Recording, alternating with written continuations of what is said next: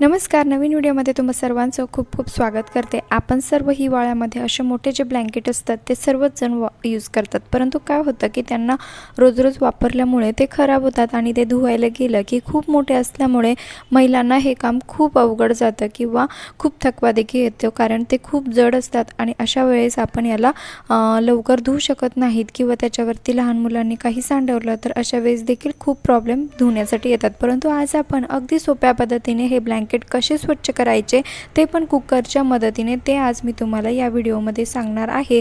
त्यामुळे व्हिडिओला शेवटपर्यंत बघा आणि आवडल्यास आपल्या मित्रपरिवारास देखील शेअर करा.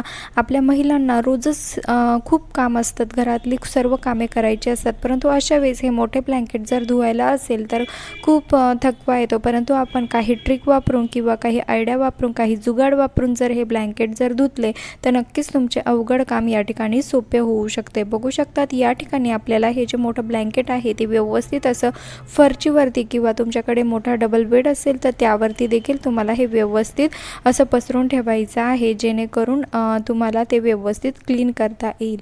आता फरचीवर जर पसरवत असाल तर खालची जी फरची असेल ती अगदी स्वच्छ असायला हवी, त्यावरती धूळ असायला नको. त्यानंतर आपल्याला या ठिकाणी लागणार आहे एक वाटी आणि वाटीमध्ये आपल्याला या ठिकाणी टाकायचं आहे टेल्कम पावडर. जे पण सुगंधित पावडर तुमच्या घरी असेल, पॉन्ड्स पावडर किंवा इतर कुठलंही पावडर तुमच्याकडे असेल, एक्सपायरी झालेलं जरी पावडर असेल जे तुम्ही यूज केलं तरीही ते चालू शकतं. बघू शकतात अशा प्रकारे आपल्याला या ठिकाणी वाटीमध्ये पावडर घ्यायची आहे आणि सर्व ज्या गोष्टी आहेत त्या व्यवस्थित जर तुम्ही फॉलो केल्या तर नक्कीच तुम्हाला यापासून रिझल्ट मिळू शकेल. त्यानंतर आपल्याला यामध्ये टाकायचा आहे जो खाण्याचा सोडा असतो तो आपल्याला यामध्ये मिक्स करायचा आहे. बघू शकतात मी जी पावडर आणि सोडा दोघंही क्वांटिटी सेम घेतलेली आहे आणि दोघंही मिश्रण आपल्याला व्यवस्थित मिक्स करून घ्यायचं आहे. त्यानंतर आपल्याला या ठिकाणी लागणार आहे जी चहा गाळण्याची जी गाळणी असते ती आपल्याला या ठिकाणी लागणार आहे.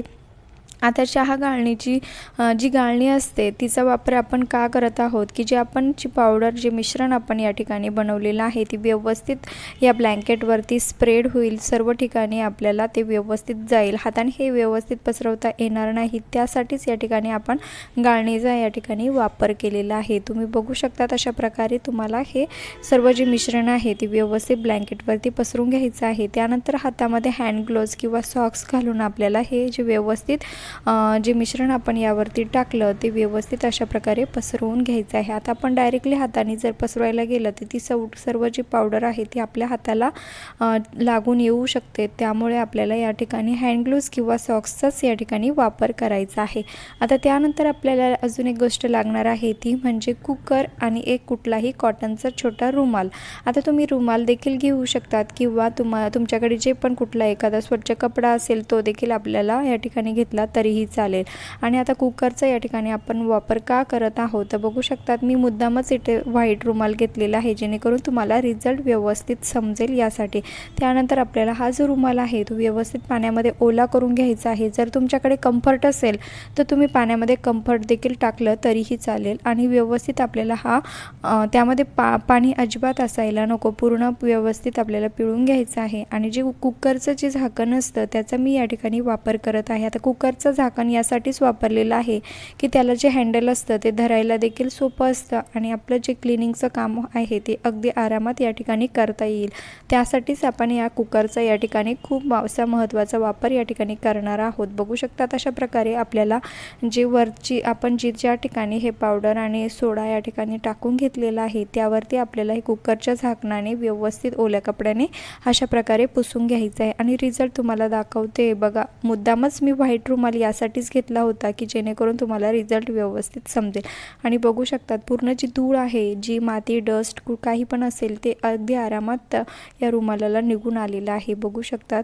त्यानंतर मी तुम्हाला पुन्हा डबल यावरती फिरवून दाखवत आहे. पहिल्या वेळेस किती घाण निघून आलेली होती आणि दुसऱ्या वेळेस तुम्हाला रिझल्ट दाखवत आहे. बघू शकतात दुसऱ्या वेळेस याला पूर्ण जी घाण आहे, जी डस्ट होती, जी धूळ होती ती पूर्ण या ठिकाणी कमी झालेली आहे. बघू शकतात सुरुवातीला आपण ज्यावेळेस हे केलं त्यावेळेस बघू शकतात किती घाण होती आणि नंतरला मी क्लीन केलं त्यावेळेस पूर्ण हे स्वच्छ या ठिकाणी झालेलं आहे.